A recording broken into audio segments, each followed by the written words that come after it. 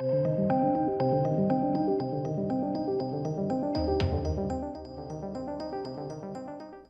welcome back to the channel, ladies and gentlemen. So we're going to be talking spoilers, I guess, today for Wonder Woman 1984.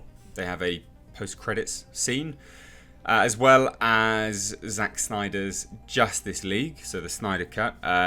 Their, not post-credit scene, but how they're going to end the movie and the ramifications of that. So the real key spoiler here, I guess, is more the Zack Snyder thing, because the post-credit scene, although it is a spoiler, you may not worry about knowing for Wonder Woman 1984 because really it doesn't do a lot in terms of the future, I guess, of the DC universe. It may do, but it doesn't reveal anything about the story, but it's more future for the DC universe.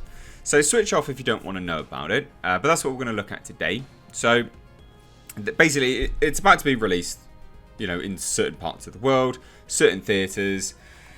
And with it, because of screenings and things like that, we have now revealed the secret post-credits scene. Okay, now this is revealed by Bleeding Cool, at least in this article anyway. And essentially, it brings back an old favourite, Linda Carter. Which is good to see, but not as Wonder Woman. No.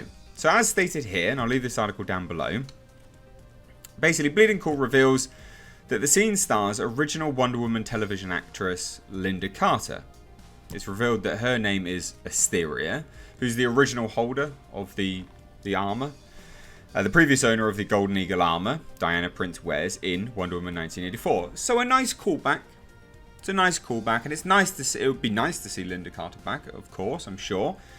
So, and basically what happens is Asteria saves someone, right? So she saves someone, and then she turns around and she mentions that she's been doing this all this time, which I guess implies that she's been there in the world of man, saving people, going about her business for potentially hundreds of years. Would probably make sense because of their age and things like that.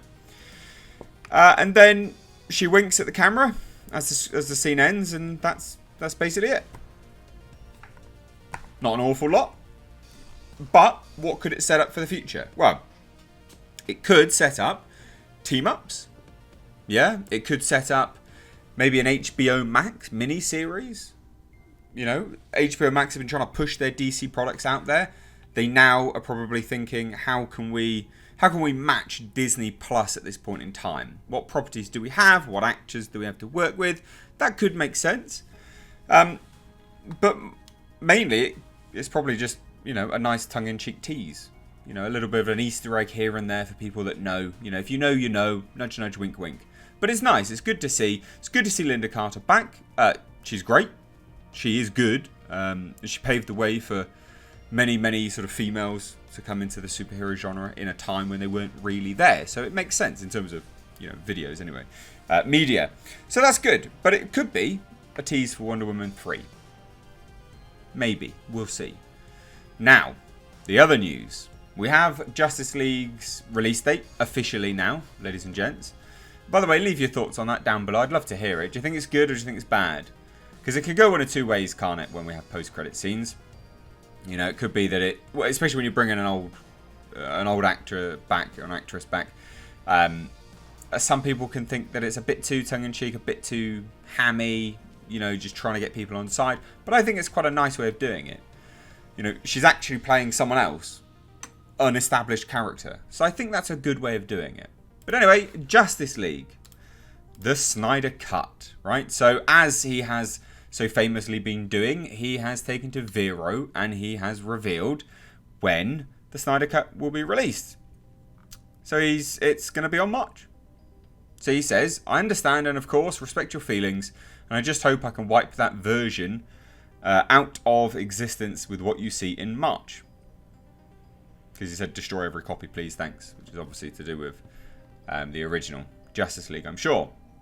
So there you go. There's one big one. It's premiering now in March. So the 4-hour or 4-part miniseries, whatever you're going to call it, 4-part movie. Which also is was speculated to be R-rated. Not sure how true that is now, but it's going to be in March, which sounds really, really good. It's coming a lot sooner than expected, and it also makes a hell of a lot of sense because HBO Max is floundering. They need something on there. That's why they moved all of their movies to there. And he also did hint that there was the potential of a premiere in theatres as well, or at least the potential that it could get a theatrical release at some point. But not sure how true that is just because of the current state of the theatre industry. Now,